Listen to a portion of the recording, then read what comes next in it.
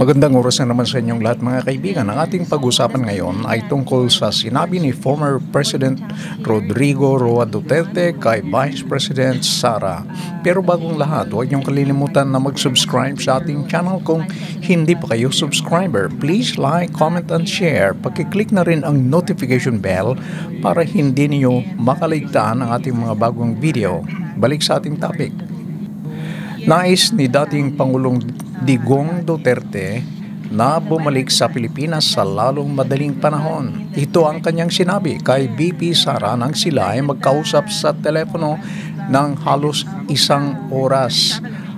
Ayon sa Vice Presidente, paulit-ulit na sinabi ni former President Duterte na nais niyang umuwi sa Pilipinas sa lalong madaling panahon.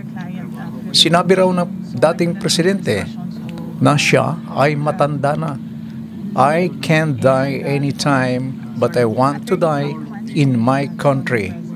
Maaari akong mamamatay anumang oras, ngunit gusto kong mamamatay sa aking bansa. Naunawa naman daw ni VP Sara ang kanyang ama, kaya araw-araw na nagtatrabaho ang kanilang abogado na pinangungunahan ni Nicholas Kaufman. May bumibisita naman daw sa dating Pangulo at nagbibigay ng update kung ano ang ginagawa nila ukol sa kaso. Samantala, nauna nang napabalita na planong magsampa ang abogado ni former President Duterte ng petition sa ICC para sa pansamantalang paglaya ng dating Pangulo.